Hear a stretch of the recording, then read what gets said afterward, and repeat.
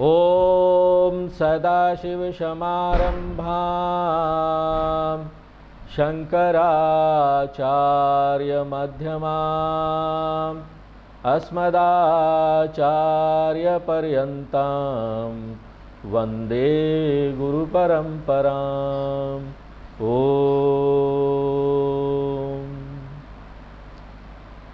10वां अध्याय जिसका नाम विभूति योग था वो समाप्त हुआ और अब हम 11वें अध्याय में प्रवेश कर रहे हैं जिसका नाम है विश्वरूप दर्शन योग।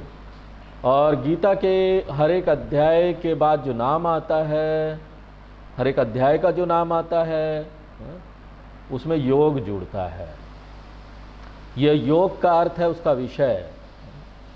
एपिसोड, टीवी में सीरियल आता है ना, एपिसोड 1, 2, तो विषय क्या है?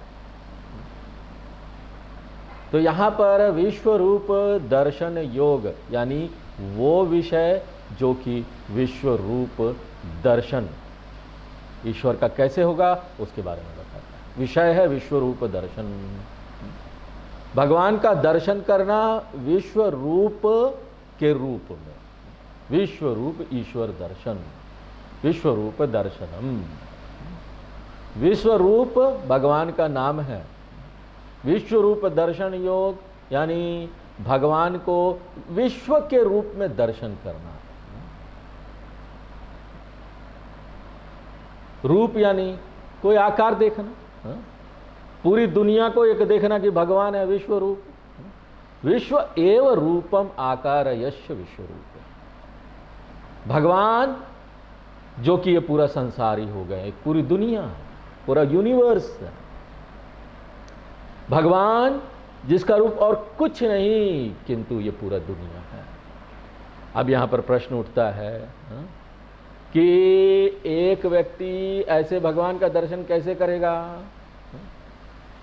पूरी दुनिया के रूप में हमको भगवान का दर्शन करना है। जगत रूपेण ईश्वरस्य दर्शनम कथम संभवति।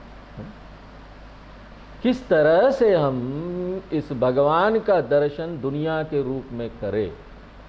अब देखो, कोई भक्त है ना, वो दर्शन करना चाहता है भगवान का राम के रूप में, देवी माता के रूप में, कृष्ण भगवान के रूप में, तो उसको क्या करना चाहिए?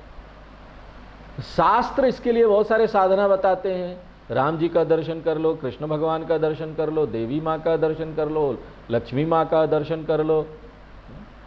शास्त्र बताते हैं कि इस तरह का जो भगवान का दर्शन होता है उसको बोलते हैं देवता साक्षात्कार। डायरेक्ट विजन, सीधे सीधे भगवान को देखना। राम जी आ गए, दर्शन दे दिया आपको, कृष्ण भगवान आ गए, देवी माँ आ गए। और इस तरह का जो दर्शन है, राम दर्शन, कृष्ण दर्शन, गणपति दर्शन आदि, शास्त्र बात करते हैं साधना के बारे में। क्या साधना करना है? तप करना है। पुराणों की कहानियां आप सुनेंगे, उसमें भक्त आते हैं, वो तप करते हैं, एक पांव पर खड़े होकर तप कर रहे हैं। और ये तप और कुछ नहीं है, एकाग्रता है, ध्यान है। पहले एक भक्त को क्या करना चाहिए? उसको निर्णय लेना चाहिए, डिसाइड करना चाहिए कि उसको ना किसका दर्शन करना है, किस रूप का। एक विशेष रूप है और उसमें उसको ध्यान केंद्रित करना चाहिए उस रूप में। ध्यान श्लोक आदि में इसकी बात की जाती है। इसलिए ध्यान श्लोक बहुत महत्वपूर्ण हो जाता है। उसको ध्यान श्लोक सीखना पड़ेगा। अगर ऐसा दर्शन करना है ना आपको, तो शास्त्र के बिना तो नहीं हो सकता ना। आपको शास्त्र का में ये सीखना पड़ेगा। ध्यान श्लोक सीखिए। ध्यान श्लोक में बताते हैं भगवान किस तरह का है। मेघश्यामं पीत कौशेयवासं श्रीवत्सांकं कौस्तुक भौदभासितरांगं पुण्योपेतं पुंडरीकायताक्षं विष्णुं वंदे सर्वलोकैकनाथं। कैसे है भगवान विष्णु? उसको ये याद करके, इसका अर्थ याद करके ना उसको ये केंद्रित करना पड़ेगा ध्यान। और मंत्र भी सिखा दिया जाता है। जिस तरह से नारद जी ने मंत्र दिया ध्रुव, प्रहलाद आदि को, और एक भक्त को पुरश्चरणम करना पड़ेगा उस मंत्र का। पुरश्चरणम का क्या अर्थ है? अक्षर लक्ष्यम, अक्षर कोटि। अक्षर लक्ष्यम का क्या अर्थ है? आपको ना देखना पड़ेगा कि उस मंत्र में कितने अक्षर हैं। अगर 6 अक्षर है ना, उसको गुणा कर दीजिए 1 लाख से, और 8 अक्षर है ना, तो उसको गुना कर दीजिए लाख से, तो 8 लाख हो गया। और ज्यादा उसको प्रभावी करना है मंत्र को, 8 करोड़ बार आपको जप करना पड़ेगा। 12 अक्षरम है तो 12 लाख हो गया, या फिर 12 करोड़ हो गया।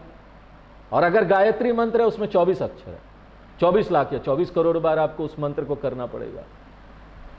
आपको ध्यान करना पड़ेगा उसके ऊपर, पुरश्चरणम करना पड़ेगा, जिस तरह से हमारे शास्त्रों में बताया गया है। और एक व्यक्ति अगर इस तरह का तप करता है ना, तो शास्त्र बताते हैं कि ऐसे भक्त को भगवान का उस रूप में दर्शन होगा। हाँ? ये जो लोग बोलते ना भगवान का दर्शन नहीं होता, नहीं होता, ये तो मानसिक आपका मन से आपने देखा, सचमुच नहीं। नहीं नहीं, शास्त्र बोलते हैं कि भगवान खुद ही आएंगे अपनी माया शक्ति से और आपको दर्शन देंगे उस भक्त को उस विशेष रूप में। और ये जो अभ्यास है इसको बोलते हैं देवता साक्षात्कार। और हमारे पास तो पुराणों में बहुत सारी कहानियां हैं, बहुत सारे भक्त हैं, उनको भगवान का दर्शन मिला और उन्होंने भगवान से बात भी की। अब यहाँ पर हम लोग रामकृष्ण परमहंस की कहानियां भी सुनते हैं। देव काली माँ के बहुत बड़े भक्त थे, और वो बोलते काली माँ उनको दर्शन देती थी, वो खाना भी खिलाते थे काली माँ को, माँ मानते थे। इतना उनमें भक्ति थी कि भगवान को आना पड़ा। ऐसी भक्ति किसी में हो तो उसको शास्त्र बोलते हैं कि उसको ये साक्षात्कार मिलेगा देवता का।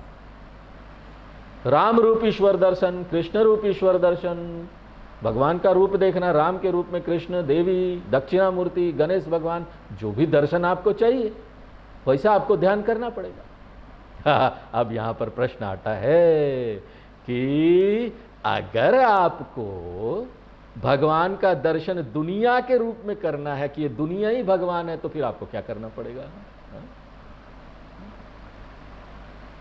अगर आपको भगवान देखना इस दुनिया में कि ये दुनिया भगवान है, तो आपको क्या करना पड़ेगा? आपको किस रूप में भगवान को आह्वान करना पड़ेगा? आ जाइए भगवान, किस रूप में? अगर आपको राम रूप ईश्वर दर्शन चाहिए, रूप दर्शन चाहिए, तो ना आपको भगवान राम को उस रूप में इनवाइट करना पड़ेगा, संस्कृत में बोलते हैं आह्वान करना पड़ेगा। अगर आपके इष्ट देवता शिव भगवान है, शिव भगवान का आह्वान करना पड़ेगा, हे शिव भगवान मुझे दर्शन दीजिए। आपको आह्वान करने का पड़ेगा भगवान का शिव भगवान के रूप में, अगर आपको शिव रूप का दर्शन चाहिए तो। और आपको विश्व रूप ईश्वर दर्शन चाहिए, आपको भगवान का ऐसे दर्शन चाहिए दुनिया के रूप में, तो आपको क्या करना पड़ेगा? आपको क्या आह्वान करना पड़ेगा कि भगवान दुनिया के रूप में आइए? नहीं, भगवान आप आइए, इस पूरी दुनिया के रूप में हम आपको देखें।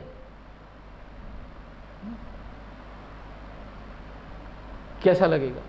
अगर आप ये बोलते हैं कि आपको आह्वान करना पड़ेगा भगवान का ये पूरे विश्व रूप के रूप में, तो इसका अर्थ है ना अभी हमने इसको ठीक से समझा नहीं। ये विश्व रूप क्या है ना, ये ठीक से समझा नहीं। ये जो अध्याय है गीता का बहुत महत्वपूर्ण है और बहुत अद्भुत है, और ज्यादातर लोग इसको समझ ही नहीं पाते हैं। ज्यादातर लोग इसको ना जान के खाली भ्रमित हुए रहते हैं, गलत गलत धारणा बनाते हैं इसके बारे में। अगर हम विश्व रूप का महत्व समझेंगे या समझे हैं, तो इसका क्या अर्थ है? हमको भगवान का दर्शन करना है दुनिया के रूप में, और दुर्भाग्यवश हम भगवान को ना बुला नहीं सकते दुनिया के रूप में, इनवाइट नहीं कर सकते, आह्वान नहीं कर सकते। क्यों? क्योंकि पहले से तो है भगवान यहां। हमको आह्वान क्या करना, किसको बुलाना? वो तो हमारे जन्म से पहले यहां है। अभी भी हैं और जन्म के बाद भी हैं। तस्माद्व एतस्मादात्मन आकाशः सम्भूत आकाशद वायुः वायुरग्निः अग्निरापः अद्भयः पृथ्वी। इन सब रूपों में भगवान तो पहले ही आ गए हैं। अब प्रश्न उठता है हमको क्या करना पड़ेगा? विश्व रूप का दर्शन करने के लिए, दुनिया के रूप में विश्व रूप में देखने के लिए क्या करना पड़ेगा? तो ना इसका एक ही उत्तर संभव हो सकता है, जिसको ना आपको बड़ी अच्छी तरह समझ लेना पड़ेगा स्पष्ट रूप से। अगर आपको भगवान का दर्शन चाहिए, विश्व के रूप में विश्व रूप ईश्वर दर्शन चाहिए, तो उसका एक ही तरीका है। और आपको पता है उसका क्या तरीका है? आपको ना अपने आप को ट्रेनिंग देना पड़ेगा, सीखना पड़ेगा कैसे दुनिया को हम देखें विश्व के रूप में भगवान है यहाँ पर। इसका यही उत्तर है। आपको अपने आप को ना प्रशिक्षण देना पड़ेगा, सीखना पड़ेगा कि हम कैसे देखें यहाँ पर ईश्वर को। और जब हम ये देख पाए, सीख लें ये देखना दुनिया को ईश्वर के रूप में, तो जो ईश्वर है ना हमको दर्शन देंगे इसी दुनिया विश्व रूप में। तो विश्व रूप दर्शन जो है ना वो पॉसिबल है, वो संभव है सिर्फ एक ही मेथड से, एक ही तरीके से। आपको कोई तप नहीं करना, आपको कोई पुरस्चरणम नहीं करना, आपको कोई कोटि रूप आवृत्ति नहीं करना। ये सारी चीजें तो राम दर्शन के लिए करनी है, कृष्ण दर्शन के लिए करनी है। अगर आपको दिलचस्पी है ना उसमें, वो दर्शन में, तो आप पुरस्चरणम करिए। लेकिन आपको विश्व रूप ईश्वर दर्शन करना है ना, उसका एक ही तरीका है। हमको अपने मन को ट्रेनिंग देनी पड़ेगी, हमको अपने मन को प्रशिक्षण देना पड़ेगा, क्योंकि मन अभी कहीं कहीं भटका हुआ है, बहुत सारे पार्ट्स में डिवाइडेड है, केंद्रित नहीं है। उसको ट्रेन करना पड़ेगा एक जगह लाके, देखो यही तुम्हारे सामने ही तो ईश्वर है। एक बच्चा पूछ रहा था मुझे कि गुरुजी आपने भगवान शिव को देखा है, महादेव को? हमने बोला कि भाई महादेव तो यहीं पर है, अभी है। नहीं हमको भी दिखा दीजिए। हाँ बुलाइए ना हमको भी दिखा दीजिए। विश्व रूप में तो यही है भगवान ना, महादेव भी यही है। नहीं हमको हर समय तो देख रहे हो तुम। नहीं हमको भी दिखा दीजिए ना गुरुजी। में बोले नहीं भैया, जो बुलाएगा वही देख सकता है। हम तुमको नहीं दिखा सकते कि आ जाओ महादेव देख लो। तुम बुलाओगे, तुम वैसा करोगे, तुम वैसा समझोगे, तुम देख पाओगे। इसके लिए हमको अपने आप को ट्रेनिंग देना पड़ेगा। और वो तरीका क्या है कि हमको ना स्पष्ट रूप से समझना पड़ेगा। बस समझ चाहिए बस। और आत्मसात करना पड़ेगा एक शिक्षा को। क्या शिक्षा है कि एकमात्र भगवान ही यहाँ पर पूरी दुनिया के रूप में अभिव्यक्त हो गए हैं। और वेदांत की तकनीकी भाषा में बोलेंगे तो एकमात्र भगवान ही यहाँ पर ना उपादान कारण है पूरे दुनिया का, पूरे ब्रह्मांड का। भगवान अभिव्यक्त हो गए हैं पूरी दुनिया के रूप में। इसलिए हर एक रूप जो यहाँ मेरे सामने है ना, वो भगवान का अलग रूप है। जिस तरीके से यहाँ पर अलग अलग गहना देखते हैं ना, चेन देखते हैं, अंगूठी देखते हैं, बाकी सारी चीजें देखते हैं, गहना वो क्या है? सोना ही तो है। यही नहीं कि हमको ये शिक्षा बहुत क्लियरली रिसीव करना होगा अपने गुरु से, बहुत स्पष्ट रूप से हमको ये समझ लेना पड़ेगा। यही नहीं कि इसको समझना पड़ेगा, उसके बाद आगे गुरु नहीं कुछ कर सकते, उसके बाद आप ही को आत्मसात करना है। इस टीचिंग को, इस शिक्षा को आपको आत्मसात करना है, खुद ही समझना है। एक बार आपने प्राप्त कर लिया ज्ञान, अच्छी तरीके से समझ लिया क्लियरली, कोई संशय नहीं है, फिर जहां आगे की साधना आपकी अपनी है। और ये जब आप कर लेंगे ना, इस शिक्षा को आत्मसात कर लेंगे ना, आपकी दृष्टि बदल जाएगी। और ये जो दृष्टि बदलना है ना, आपको नई दृष्टि मिली है ना, वो कहां से मिली? इस शिक्षा से मिली ना। इसी को बोलते दिव्य सब चक्षु, ज्ञान चक्षु। ये ज्ञान चक्षु से, ये समझ की आंखों से क्या समझ है कि भगवान ही तो यहां पर सब चीज में दिख रहे हैं। तो आपको ना ये मांस चक्षु से नहीं दिखाई देगा ये, और ये कोई चमत्कार भी नहीं है। यहां कोई रहस्यमय चीजें आपको बताई नहीं जा रही है। यहां पर कोई मिस्टिसिज्म नहीं है। कई लोग बोलते हैं मैं मिस्टिक गुरु, या मिस्टिसिज्म कोई नहीं है, चमत्कारी गुरु बोलते हैं, लेकिन यहां पर कोई चमत्कार नहीं है। यहां तो सत्य है ना, देखना है तुमको तो सत्य देख लो। 11वें अध्याय में आप एक बात समझ लीजिए, कोई रहस्य नहीं है, कोई चमत्कार नहीं है। ये सिर्फ एक दृष्टि है जिसका विकास आपके अंदर किया जाएगा एक समझ से, एक शिक्षा से, एक टीचिंग से। ये टीचिंग शुरू हुआ था 7वें अध्याय से। 7वें अध्याय में हुआ, 9वें अध्याय में हुआ, 10वें अध्याय में हुआ। कृष्ण भगवान ना यही समझ हमको देने का प्रयत्न कर रहे हैं। आप बोलेंगे अरे स्वामी जी क्या बात बोल रहे हैं गुरु जी, सिर्फ समझकर हमको भगवान दिख जाएगा? सिर्फ दृष्टि बदल कर दिख जाएगा? ये कैसे होगा? हमको तो बहुत अभी मंत्र जप करना पड़ेगा, बहुत तप करना पड़ेगा। हम आपको एक उदाहरण बताएं कैसे दृष्टि बदलती है। बहुत सुंदर उदाहरण आपको बता रहे हैं हम। आप यहां मंदिर में जाते, काशी विश्वनाथ जाइए, केदारनाथ जाइए, बद्रीनाथ जाइए, ठीक है जाइए। आप यहां पर लखनऊ में रहते हैं ना, यहां पर 56 भोग, बहुत बड़ा रेस्टोरेंट है, अच्छी अच्छी मिठाइयां मिलती हैं। वहां से आप लड्डू लेके आए मोतीचूर का, लाए, आहा बड़ा मीठा है, खा लिया, खा लिया ना। यही आप जब कहां जाते हैं, केदारनाथ बद्रीनाथ, वहीं पर 56 भोग का लड्डू जब चढ़ जाता है और वो आपके हाथ में आता है, तो क्या आप धक से उसको अंदर ले लेते हैं? आपकी दृष्टि बदल जाती है। आप बोलते हैं ये तो प्रसाद है, उसके अपने चेहरे पर लगाते हैं, आंखों में लगाते हैं। अब बताइए वो लड्डू में क्या बदला?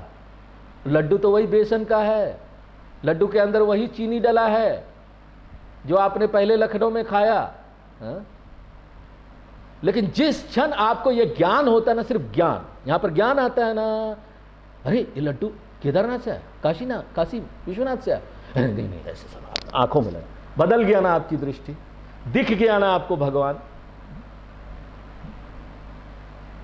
लड्डू के अंदर वही है, लड्डू के अंदर वही चीनी, वही मटेरियल, लेकिन एक नहीं दिखने वाली चीज आपके मन के अंदर आ गई जिसने उस लड्डू को प्रसाद बना दिया। लड्डू का जो ये रूप, ये दृष्टि बदली, वो ना आपको बाहर से नहीं दिखाई देगा, वो ना आपकी समझ की आंखों में वो बदल गया। क्या समझ बदला? ये तो भगवान शिव काशी विश्वनाथ से प्रसाद आ रहा है बाबा, ये लड्डू नहीं है। इसको बोलते हैं आपको तीसरा आंख मिल गया। शिव भगवान का बोलते ना तीसरा आंख, यही है तीसरा आंख। ये जो समझ आपने बना लिया, लड्डू से आप संपर्क करते हैं और आप समझ बदलते हैं, उसको प्रसाद देखने लगते हैं। जिस क्षण वो प्रसाद देखते हैं ना, तो आप उसको ना सीधे मुंह में नहीं लेते, वो आपके आंखों में लगता है। अब ये अंतर कैसे आया? ये अंतर कोई रसायन से नहीं आया कि उसके अंदर, नहीं स्वामी जी आपको मालूम है उसमें देसी घी था, इसमें नहीं था, ऐसा नहीं आया। आप उसका रासायनिक विश्लेषण करेंगे ना, केमिकल एनालिसिस, तो दोनों का सेम है। कोई केमिकल नहीं होगा, प्रसाद रूपी केमिकल डाल दिया, टक, प्रसाद रूपी केमिकल, ये प्रसाद केमिकल, प्रसाद केमिकल डाला है। बाहर से आपको कुछ नहीं दिखाई देगा, ये तो पूरी तरह से अदृश्य है, ये समझ से आया है। इसको बोलते हैं ना कि आपने उसी लड्डू को अपनी समझ से दिव्य बना दिया। यह सिर्फ आपकी दृष्टि में फेरबदल से आया है, आपके ज्ञान में फेरबदल से आया है। देखिए यहां पर एक नास्तिक है ना, एक नास्तिक व्यक्ति, वो भी दुनिया की तरफ देखता है।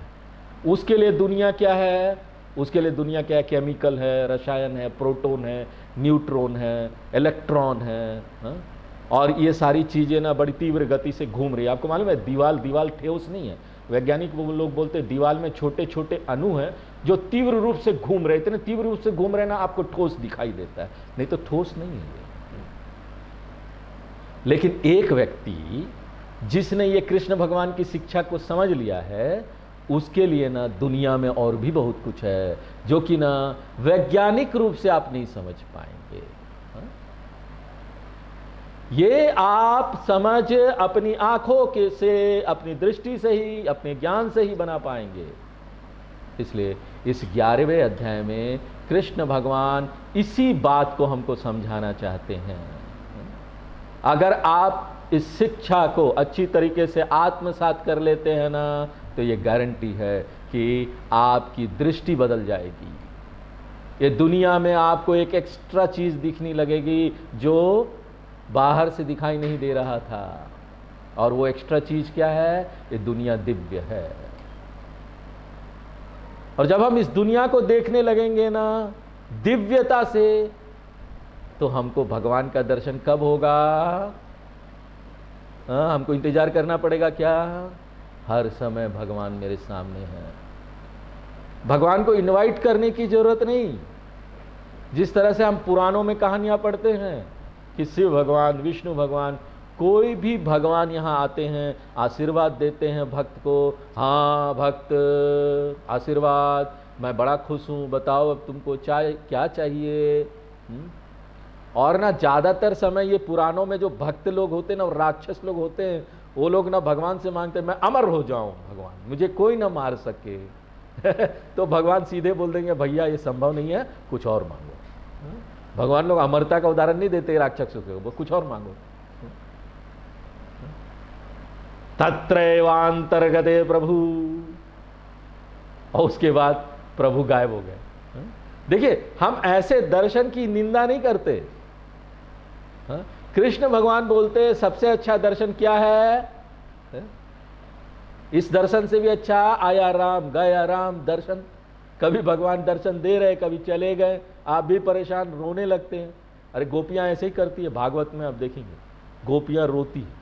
भगवान आज चले जाते तो रोती है, आ जाते तो हंसती है।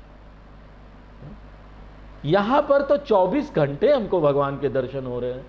रसो हम अप्सु कौन्तेय प्रभास्मि शशि सूर्य यो हो, 7वें अध्याय का 8वां नंबर श्लोक है। जब हम जल पीते हैं, जब हम सूर्य को देखते हैं, जब हम चंद्रमा को देखते हैं, जब हम किसी नदी में प्रवेश करते हैं, तो हम क्या करते हैं? हम भगवान से अपना संपर्क बना रहे हैं। ये तो नित्य ईश्वर संबंध है। अगर आपको नित्य ईश्वर संबंध चाहिए, प्रत्यक्ष ईश्वर संबंध चाहिए, एक ऐसा ईश्वर जो आता जाता नहीं है, वो आपके जीवन का एक भाग बन जाए, तो ना आपको विश्व रूप ईश्वर का दर्शन करना पड़ेगा। और ये कैसे होगा? आपकी समझ में, आपकी दृष्टि में बदलाव से होगा। आपको इस शिक्षा को आत्मसात करना पड़ेगा। ये 11वें अध्याय का महत्वपूर्ण बिंदु है। इसलिए आप कल्पना मत कीजिए कि विश्व रूप एक ऐसा ईश्वर का रूप है जो आपके सामने आके दर्शन दे देंगे। राम जी, कृष्ण विश्व रूप तुरंत 2 मिनट में आ जाएंगे और फिर चले जाएंगे, ऐसा मत सोचिए। विश्व रूप वो भगवान है जो हर समय उपलब्ध है। हर जगह भगवान को देखिए। यही इस अध्याय का पृष्ठभूमि है, विश्व रूप दर्शन योग। तो इस पृष्ठभूमि के साथ अब हम इस अध्याय में प्रवेश करेंगे। पहला श्लोक पढ़ते हैं। अर्जुन उवाच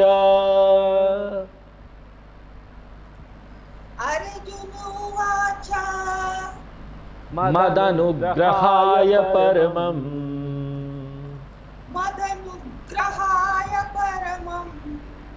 गुह्यम् आध्यात्म संगीतम्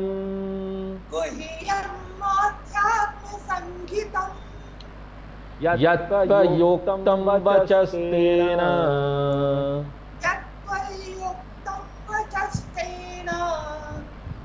मोहोऽयं विगतो मम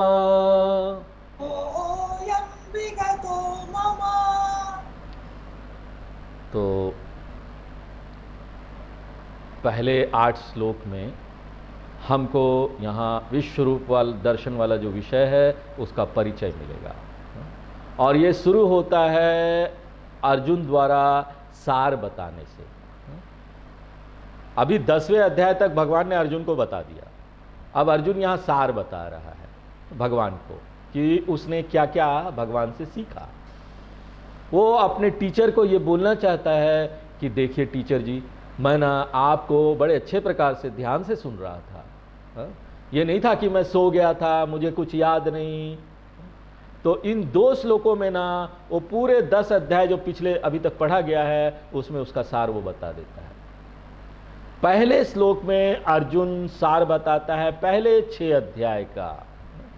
अगर उसमें से एक अध्याय पहला वाला हटा दे, पहला अध्याय में तो कोई ज्ञान नहीं है, भगवान ने ज्ञान देना शुरू किया दूसरे अध्याय से, दूसरे अध्याय के 11वें नंबर श्लोक से। तो दूसरे से 6ठे अध्याय तक जो भी अर्जुन को ज्ञान मिला वो इसमें वो इस श्लोक में उसका समरी बता रहा है, सार बता रहा है।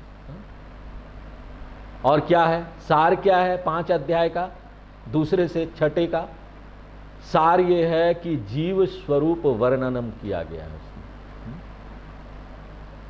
बताया गया है कि एक जीव का प्रकृति क्या है, एक व्यक्ति, एक जीव का,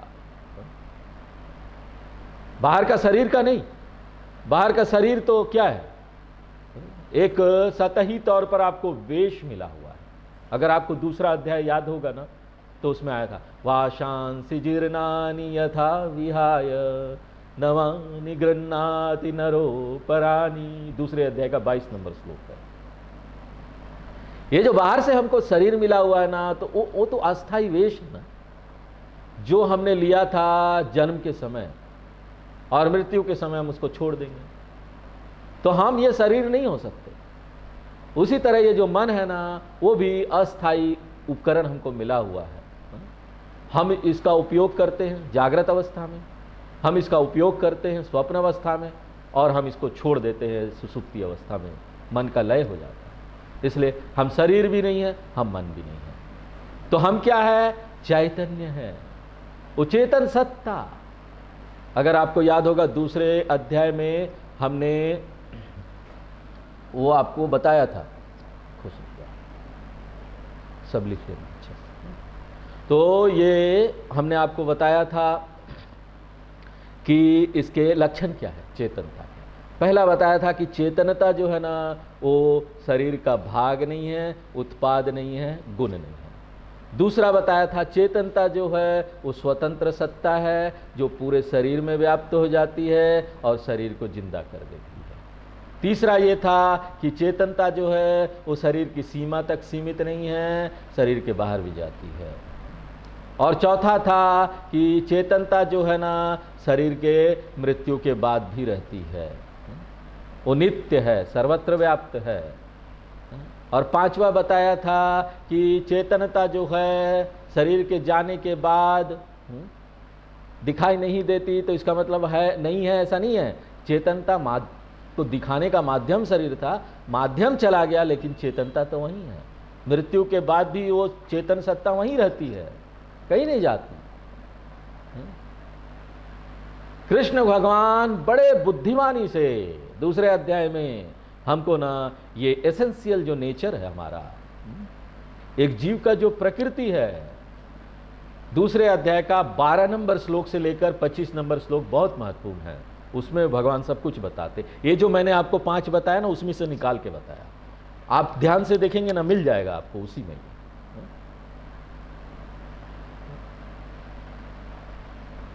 और उसके बाद उसने भगवान ने तीसरे अध्याय में भी बताया।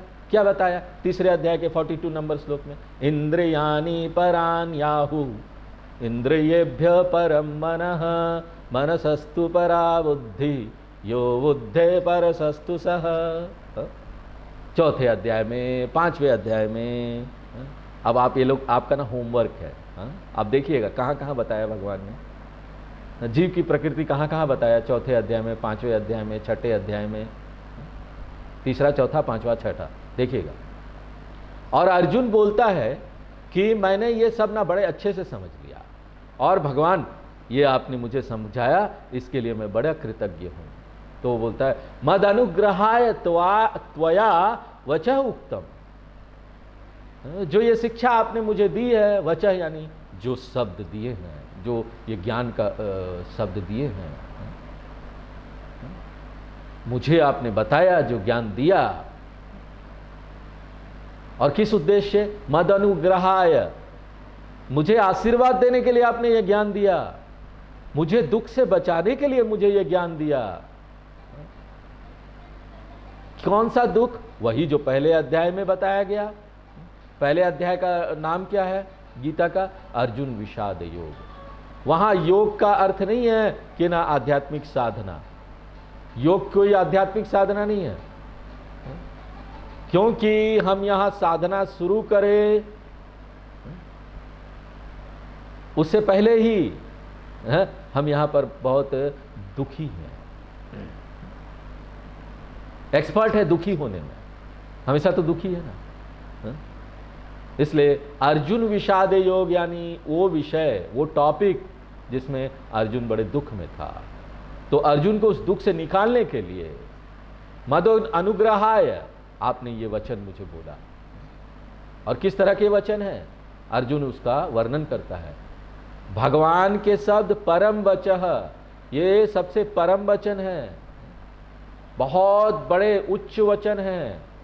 क्यों? क्योंकि ये आत्मा को प्रकट कर रहे हैं, सत्य को प्रकट कर रहे हैं। वचः परमत्वम।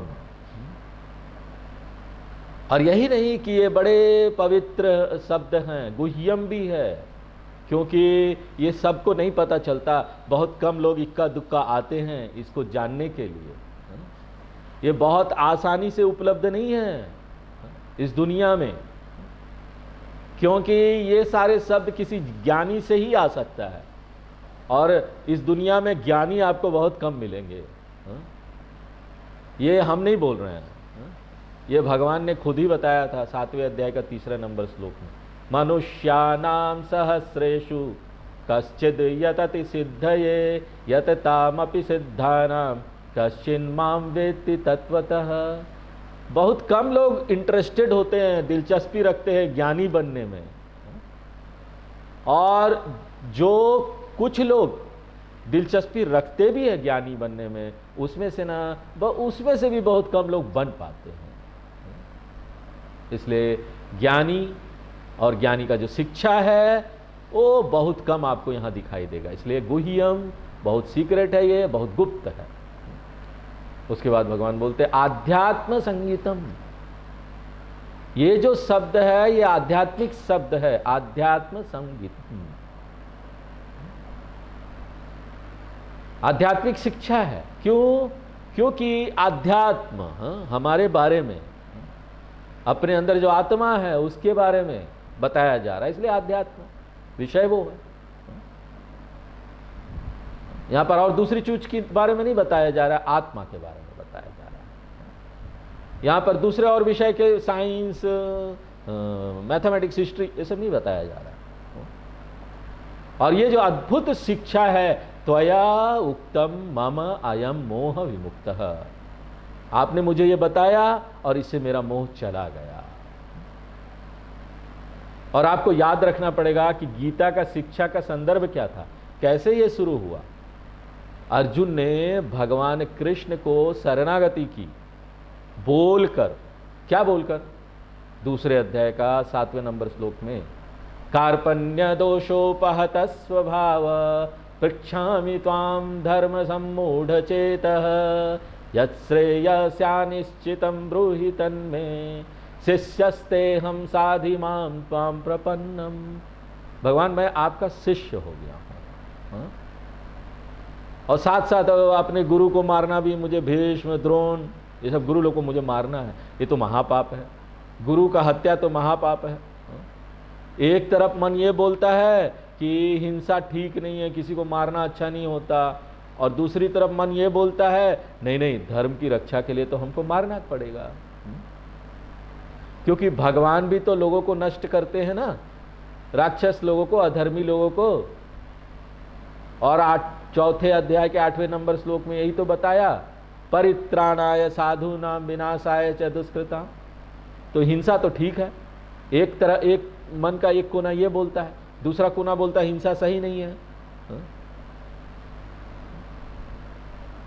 लेकिन अब ये जो डाउट मेरा चल रहा था ना, ये संशय मेरा चल रहा था ना, वो धीरे धीरे समाप्त हो रहा है। जैसे जैसे मैं आपको ये सुन रहा हूं ना भगवान, धीरे धीरे मेरे मन से ना ये जो ये करे कि ये करे, वो जो चीज है ना वो निकलते जा रही है। इसलिए अयम मम मोह, अमोह ना, मोह जो होता है दो तरीके का है। एक धर्म अधर्म का मोह होता है, क्या धर्म है क्या अधर्म है नहीं समझ में आता है, और दूसरा है अनात्मा आत्मा का मोह। आत्मा क्या है अनात्मा क्या है ये नहीं समझ में आता, क्या सही है क्या गलत है।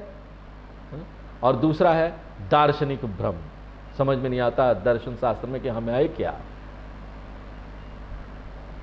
और गीता बड़ी सुंदर ये शिक्षा देती है जिसमें ये दोनों है। यहां पर आपको धर्म अधर्म वाली बातें भी बता दी जाती है, और जो आपका कंफ्यूजन है फिलोसॉफिकल दार्शनिक आप आत्मा है कि नहीं वो भी बता दिया जाता है। सामान्यतः वेद पूर्व भाग किस लिए है, ताकि हम ये धर्म अधर्म का जो संघर्ष हमारे मन में चलता है वो खत्म हो सके। वेद अंत भाग क्या है ये खत्म हो सके, ये हम जान सके कि हम क्या है। गीता एक बहुत विलक्षण शास्त्र है जो दोनों के बारे में हमको बता देती है। इसलिए अर्जुन बोल रहा है भगवान धीरे धीरे ना ये चीजें मेरे मन में स्पष्ट होते जा रही है। तो पहले 6 अध्याय का सार बताने के बाद अब अर्जुन आगे के अध्याय का सार बताना चाहता है दूसरे श्लोक में। 6 तक हो गया, 7, 8, 9, 10 भी भगवान ने पढ़ाया, उसका सार आगे के श्लोक में आएगा। तो आगे का दूसरा नंबर श्लोक हम लोग पढ़ते हैं। भवाप्ययो हि भूतानां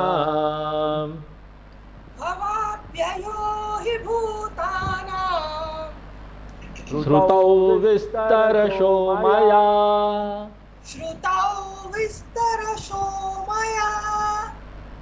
त्वत्ता कमलपत्राक्ष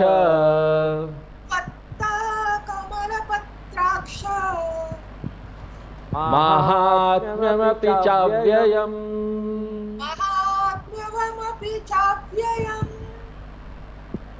हाँ, तो जैसे जैसे गुरु से ज्ञान प्राप्त हो रहा है, गुरु के प्रति सम्मान की भावना बढ़ते जा रही है। हाँ? अर्जुन का ना कृष्ण भगवान के प्रति जो सम्मान की भावना है वो एक चैप्टर के बाद एक चैप्टर बढ़ता जा रहा है। क्यों? उसको इतनी सुंदर शिक्षा मिल रही है। और अर्जुन ना पहले कभी भी कृष्ण भगवान को इस तरह से नहीं देखा। वो तो उसके दोस्त थे, सखा, रिश्तेदार थे, एक साथ घूमते फिरते थे। हाँ? बहुत दूसरी और भूमिका में रहते थे। लेकिन कृष्ण को जगत गुरु के रूप में देखना, गुरु के रूप में देखना। इसलिए ना अब वो संबोधित करता है भगवान को बड़े सुंदर सुंदर शब्दों से। बोलता है भगवान कमल पत्राक्ष, कमल पत्र यानी कमल की पंखुड़ियां, अक्ष यानी आंखें। हे भगवान आप कितने सुंदर है, आपकी आंखें तो कमल के पंखुड़ी की तरह है।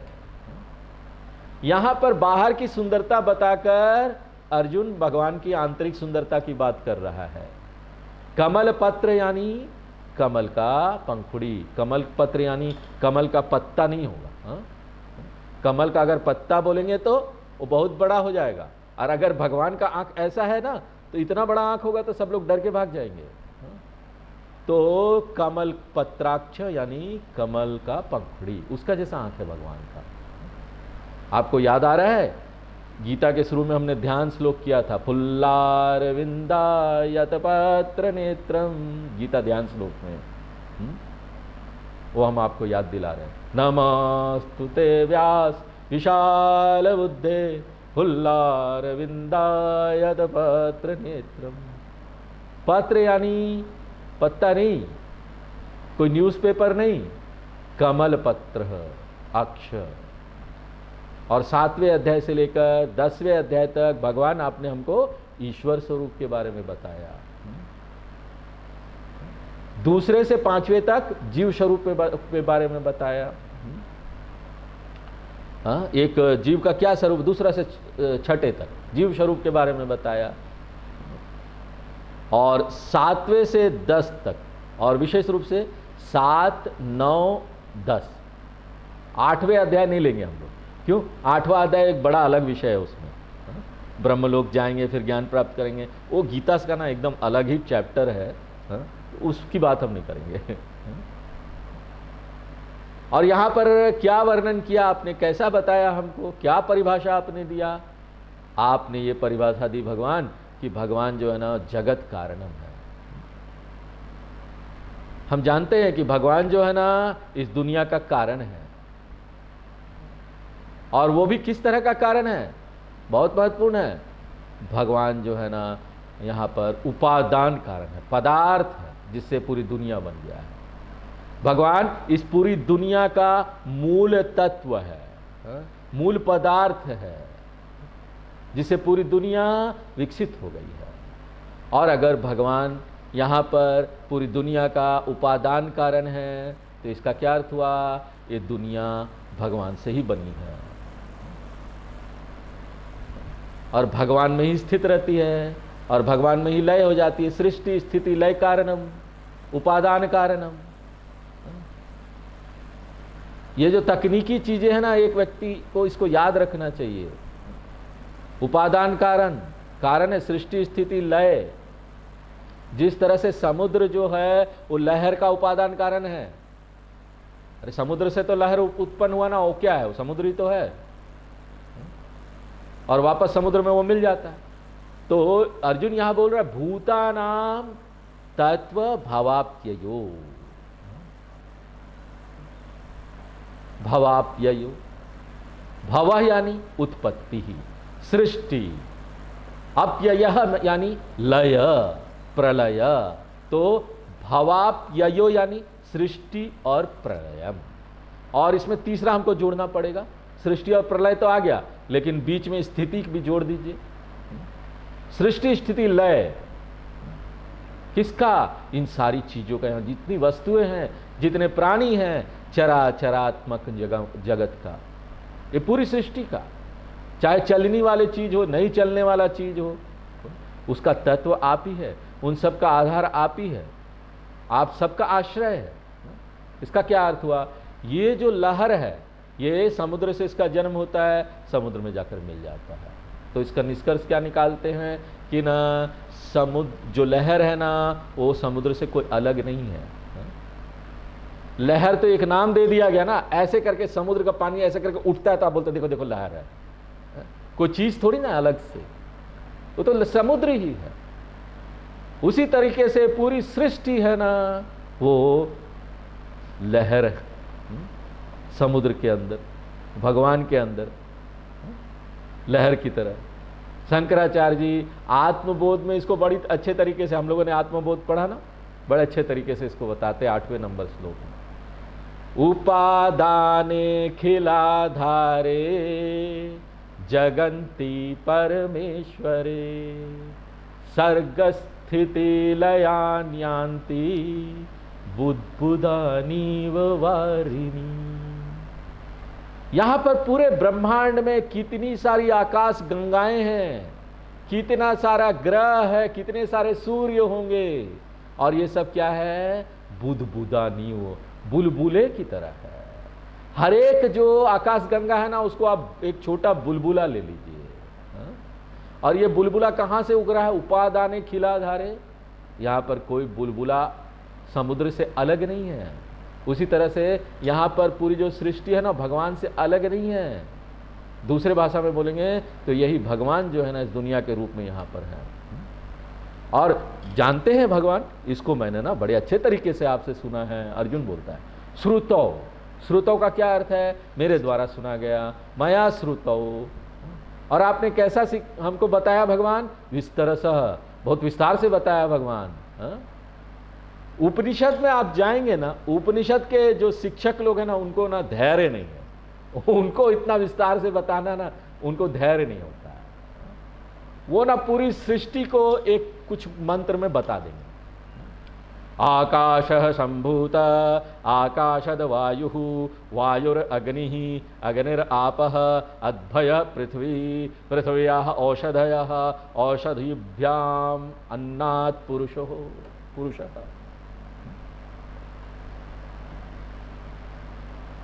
चलता जाएगा चलता जाएगा। लेकिन यहां पर उपनिषद में क्या है, एक दो लाइन में बता दिया जाता है यही सब चीज, आपको समझना पड़ेगा। अगर आप उपनिषद में एक दो लाइन में नहीं समझेंगे ना, वो बोलेंगे जाओ अभी तुम उपनिषद के लिए तैयार नहीं, जाओ जाओ यहां से, पहले सीख क्या हो। हम इतना विस्तार से यहां पर आपको नहीं बताने जा रहे। तो उपनिषद ये मान लेता है कि जो ये विद्यार्थी है ना, उसको ना थोड़े में समझ में आ जाएगा एक दो लाइन में, क्योंकि वो उपनिषद में आया ही है, इसका मतलब है ना बड़ा तैयार होकर आया, कई जन्मों के पुण्य करके साधना करके आया। उपनिषद का विद्यार्थी जो है ना वो उत्तम अधिकारी है, जबकि भगवत गीता में अर्जुन किसका प्रतिनिधित्व करता है, मध्यम अधिकारी का। उत्तम अधिकारी नहीं है अर्जुन, मध्यम है। इसलिए भगवान को बार बार बताना पड़ रहा है, बार बार विस्तार से बताना पड़ रहा है, बार बार दोहराना भी पड़ रहा है। इसलिए अर्जुन क्या बोलता है, विस्तरसः। 7वें अध्याय में क्या बताया गया वो दोहराता है, 9वें अध्याय में क्या बताया गया वो भी दोहराया गया। कृष्ण भगवान को पता था कि जब तक 9वें अध्याय में अर्जुन आएगा, 7वां अध्याय वो भूल चुका होगा। पीछे तो कोई देखता नहीं है ना क्या पढ़ाया गया, वो भूल गया। 8वां अध्याय भूल गया, 10वां में आया, 9वां अध्याय भूल गया। और बहुत पहले बताया गया था, पता नहीं आपने उसमें क्या बताया था। इसलिए हर बार भगवान को वही बात बताना पड़ता है फ्रेश तरीके से, ऐसे जैसे कोई ताजा चीज बता रहे हैं। लेकिन नहीं, ये हम आपके लिए नहीं बोल रहे हैं, आप लोग तो बड़े अच्छे हो, स्काइप पर सुन रहे हो, आप लोगों को सब याद रहता है, ये अर्जुन के लिए है? तो मया विस्तरशो श्रुतौ तत्वतः। यही नहीं कि आपने मुझे इसको बताया, महात्म्य में अपनी चाव्ययम्। तो 10वें अध्याय को बताते हुए उसको समापन करते हुए आपने अपनी महानता भी बताई, जो कि पूरी दुनिया में इधर उधर छिटके पड़े हैं। अगर आपको कृष्ण भगवान की महानता का गुणगान करना है तो आपको ना ये जो एक एक जो अलग अलग इसकी महानता है ना, वो आपको भागवत में मिल जाएगा।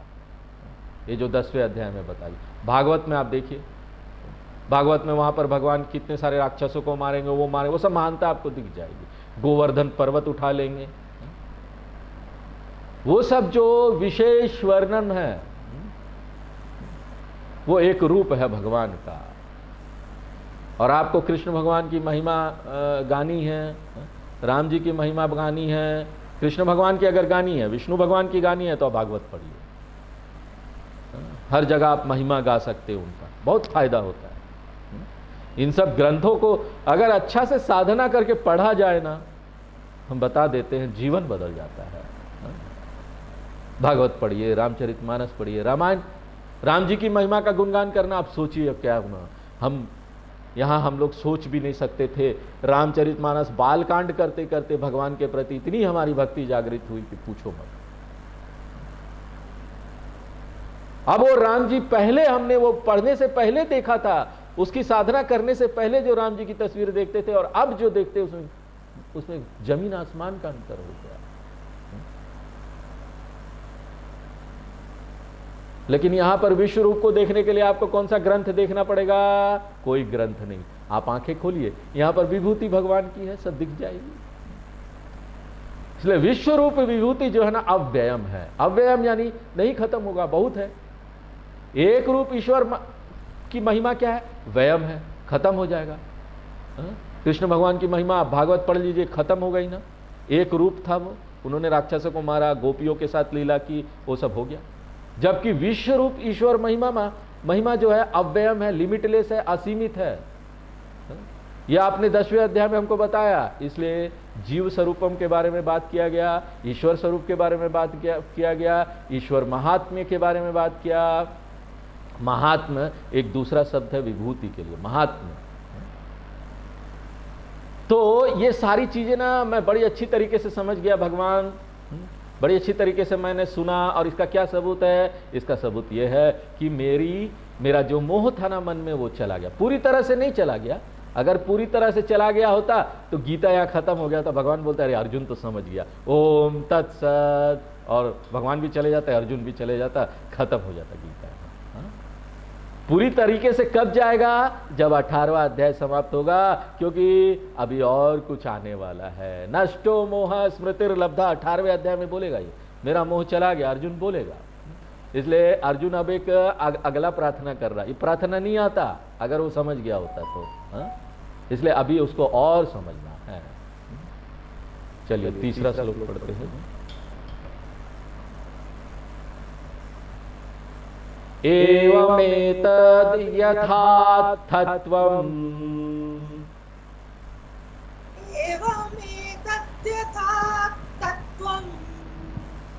आत्मानं परमेश्वर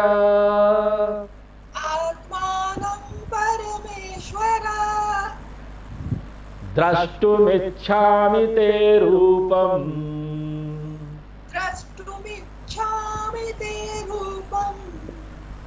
ऐश्वरं पुरुषोत्तम।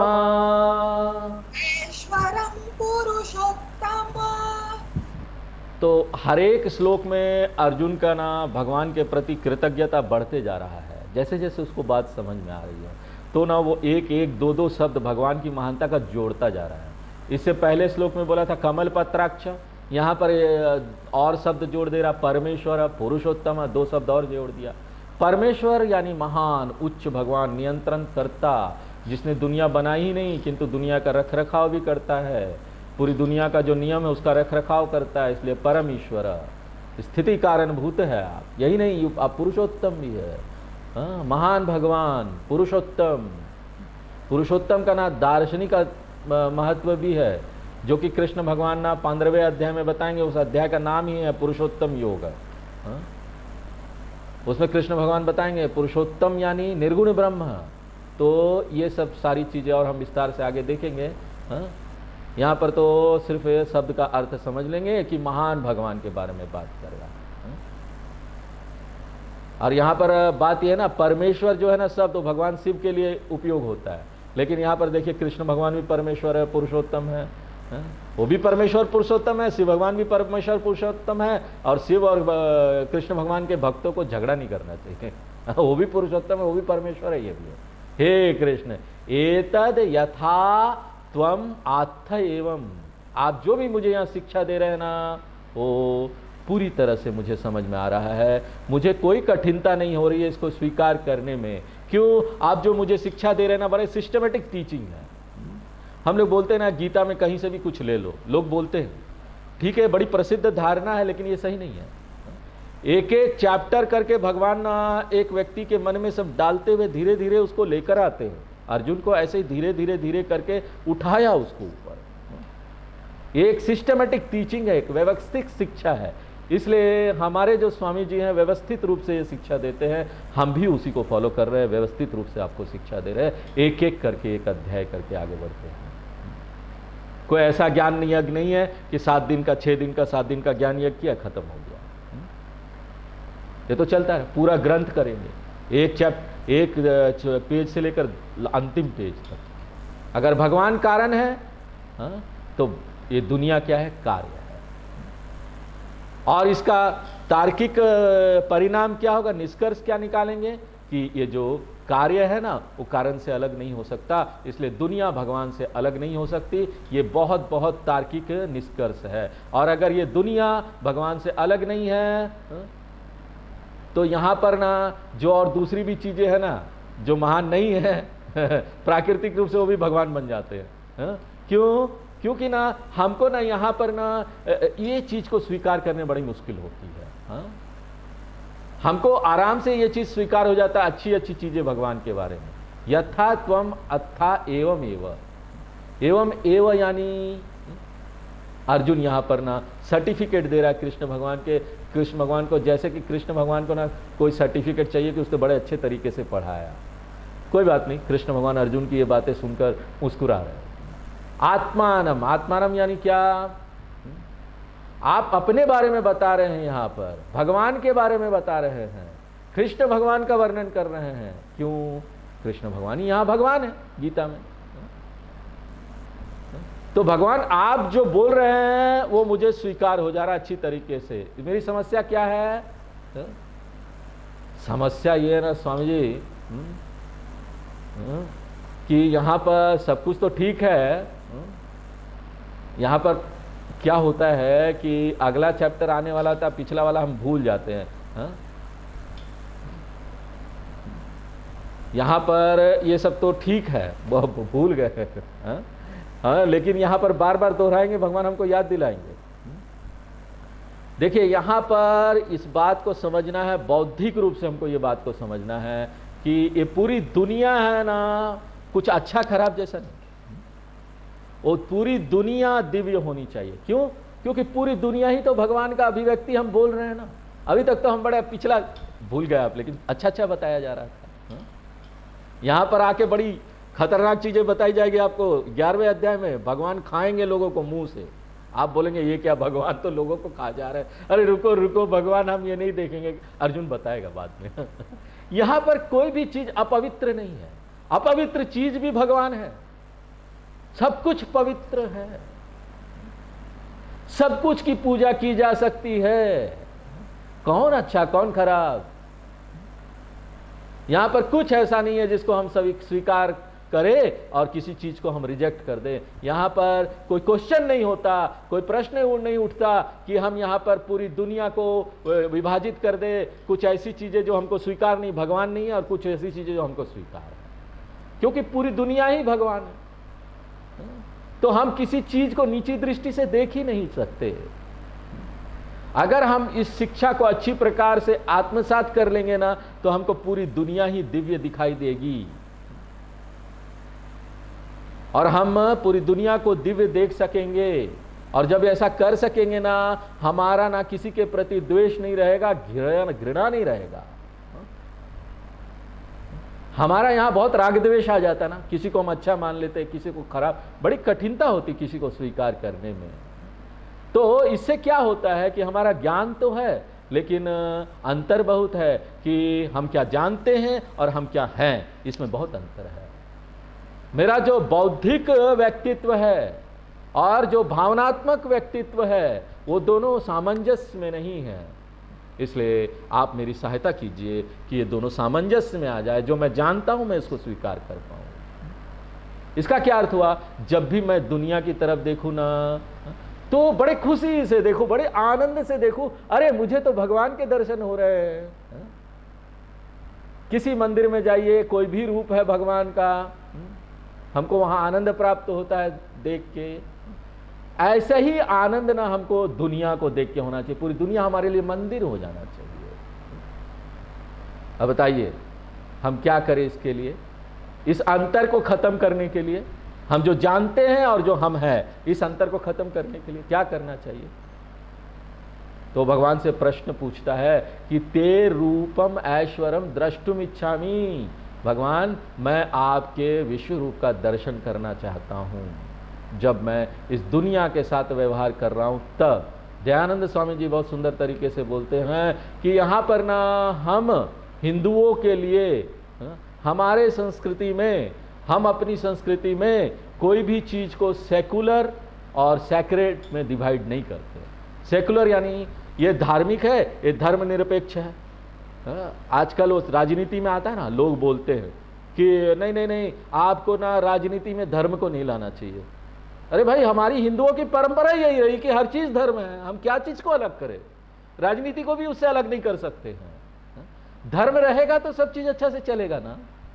अरे हिंदुओं के लिए, एक वैदिक के लिए यहां पर कोई भी चीज धर्मनिरपेक्ष जैसी नहीं है। हमारे लिए तो हम खाना खाते हैं, वो भी पूजा है, वैश्वानर की पूजा कर रहे हैं। हमारे लिए तो यहां पर सुबह दंत मंजन करना, वो भी पूजा है। हम दंत मंजन के लिए अगर पेड़ से लकड़ी तोड़ते हैं, उसके लिए मंत्र है, आपको पता है। कृतज्ञता अर्पण करते हुए लकड़ी तोड़ेंगे, दांत मांजना है। अब बताइए क्या चीज हम पूजा से अलग करें? यहां पर स्नान करना भी पूजा है। जब हम स्नान करने जाते, स्नान का मंत्र है, वो मंत्र का जप करके स्नान करते हैं। तो यहां पर क्या चीज बोलिए सेकुलर है? सेकुलर बोल के कोई चीज हमारे लिए है ही नहीं। हर समय हम यहां पर भगवान से जुड़े हुए हैं। तो ये जो ऐश्वर्य रूप है, ये दर्शन करना है, संपर्क उसके यहाँ पर विश्व रूप का हमको विश्व रूप के संपर्क में आना है और हमको जानना है, हमको देखना है भगवान। इसके लिए मेरी सहायता कीजिए, अर्जुन प्रार्थना करता है भगवान से। हाँ? और इसका जो और विस्तार है वो हम लोग आगे के क्लास में देखेंगे। आज यहीं विराम देते हैं। पूर्णमदः पूर्णमिदं पूर्णात् पूर्णमुदच्यते पूर्णस्य पूर्णमादाय पूर्णमेवावशिष्यते। ओम शांति शांति शांति। हरि ओम।